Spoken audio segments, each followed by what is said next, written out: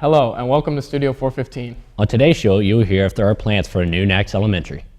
You'll hear what Student Council has planned, as well as the sports club. And you'll see how one science teacher is trying to spread school spirit and fun, one high five at a time. All of that and more coming up next.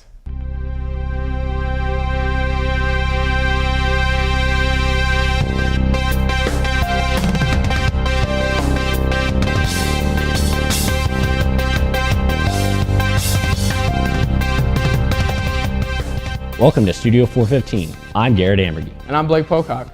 The population of Northwest Allen County Schools is growing exponentially. And a new school could potentially be built within the next 2 years to accommodate for that growth. Studio 415 reporter Jaden Brown takes a look at what this new school means. Eel River Elementary School was built in 2009 to hold the rapidly growing population of the NACS district. Another school may be built for the same reasons based on projections of student growth. The school is currently in the process of a demographic study, which is a way to predict the amount of people in an area over time. Superintendent Chris Himsel believes that NACS should be building a school in the near future. If the enrollment projections inform us what we think we're going to be informed based on previous demographic studies, we're going to need additional classroom space by the fall of 2020. The process for building the school is in the very early stages. There has not been a design decided on as of yet. However, the process should continue by the end of the year. Himsel hopes to have the school voted on and approved by May of 2018. May of 2018 is more likely because we want to make sure we save enough time to build the school and have it open by the fall of 2020, which is when all projections indicate we need the building. There's a lot of talk about a school being built. However, there has not been a piece of land picked out. Himsel claims that NACS is narrowing down the options, but can't disclose the information due to confidentiality. The school will hopefully be located where the majority of the population growth is to avoid students being transferred schools as much as possible. Himsel has identified that area as being in Perry Township. There are elementary age children who will be attending current elementary schools that will be relocated to the new school.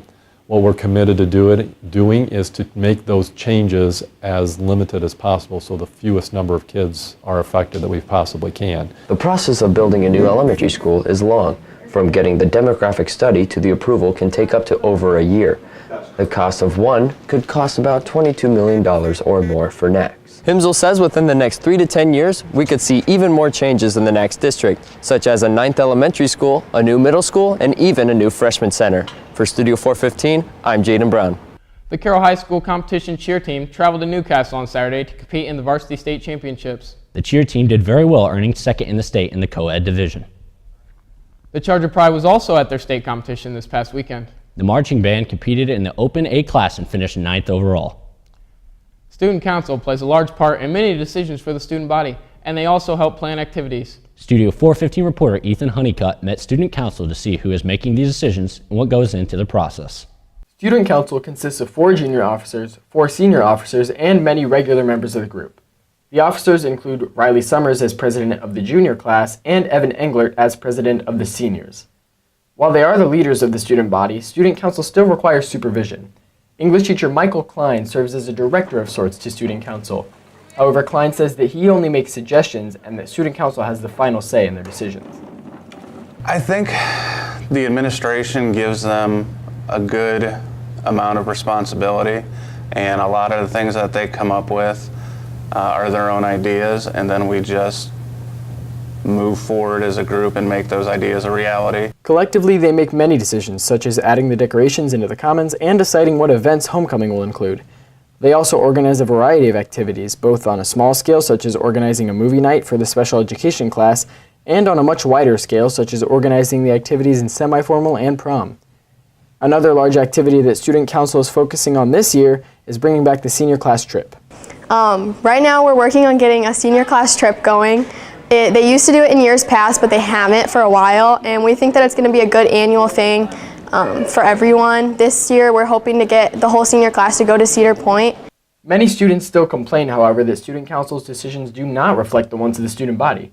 It's important to note, however, that all of their decisions have to be passed by administration, so not every idea that they have can be implemented.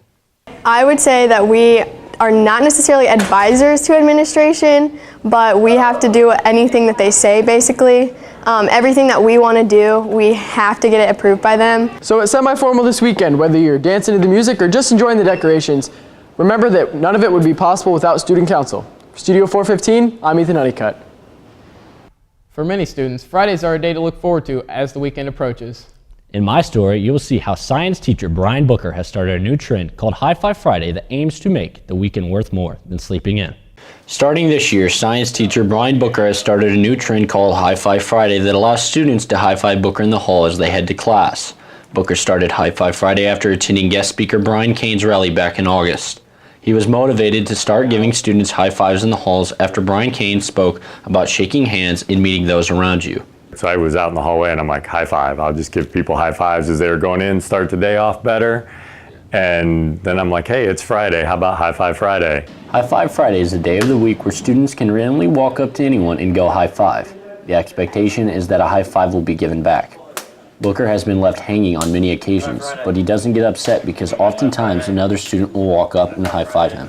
I don't get upset. I usually pick on them a little bit and say, oh, but I usually have 2 or 3 other kids walking by that'll give me 5 if the person I held it up for left me hanging. So far, High Five Friday has been a success. Participating is a good way to show school spirit and get to communicate with teachers on a better level. This will also help get some hype going for events outside of school, like football games, basketball games, or any sport event. Booker and his class hope that students and staff will join in on this trend so that it can make it big and expand outside of just Carroll. Make it better. Get everybody involved. If we all do High Five Friday, Fridays will be a lot of fun around here.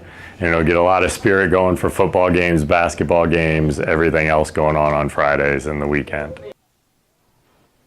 Help spread High Five Friday by going out to someone and high-fiving them this Friday. From Studio 415, I'm Garrett Ambergy. Each year, our Carroll family grows a little bit bigger, and this year is no exception. A new art teacher by the name of Jamie Bauer has recently joined the Carroll faculty. Studio 415 reporter Davis Rabian brings us this introduction. Jamie Bauer first came to Carroll at the start of the 2017 school year. Bauer is currently employed as an art teacher and is in charge of teaching Intro to 2D Design, Photography 1, and Digital Design 1. Since the classes are held at different locations in Carroll, there have been some difficulties with managing time in between classes. Getting the traveling down back and forth between CFC, I start here and go over there and come back, and making sure that I'm where I need to be in a timely manner and finding everything that I need on both sides has been probably the biggest struggle of going back and forth. After obtaining a degree in visual arts education with a concentration in ceramics from Ball State University, Bauer taught at Marion Community Schools and Perry Heights Community Schools for a total of 8 years. She later decided to come to the NACS district so that she could spend more time with her young son and family after hearing details from a local teacher. There was nothing posted at that time, but I had just decided to go on and look around and see the different jobs that they had posted, and an art position popped up, and I thought I needed to try for it and see what happened. And then that was actually a middle school position, and then a high school position opened up as well, so I put my application in for both. Since all of Bauer's classes are entry-level classes, any student can take the course, regardless of their grade level. Bauer enjoys the attitude at Carroll and the humor that the kids use, making her feel all the more welcome and helping her to adjust to a school that is larger than her previous two. Ms. Bauer can be found right here at the Carroll Freshman Center or in rooms 300 and 305 in the art halls. For Studio 415, I'm David Asrabian. Carroll High School has a variety of different activities and clubs that students can participate in. Whether it is the Gamers Club or the FFA Club, there is a club for everyone. One of the newest clubs to CHS is the Sports Club. Studio 415 reporter Cam Shank has the details. The Sports Club focuses on getting students exercise throughout activity period, as they play a variety of sports such as mat ball, basketball, handball, and much more. Getting a club approved at CHS is a journey of its own. The setup and process of approval takes a lot of time and thinking. Well, I turned in this paper that basically was like a persuasive essay of why this should be a club, and why I should be allowed to do it. And I ended up getting Stiginja, I think it is, and Esther to be my sponsors for that. And they helped me push the administration over onto my side. With the help of Stiginja and Esther, seniors Jake Hess and Trent Taylor were able to get the club approved. Like sports and stuff that we did, like him with tennis and me with soccer, to like do extracurricular activities throughout the school. So we thought that starting a club with sports, it'd get more people involved with different activities and making friends. At first, the pair weren't expecting too many students to sign up for the club, and so they decided a limit of 30 students would be appropriate. but the actual turnout for the first meeting had blown away expectations, with around 50 students showing up.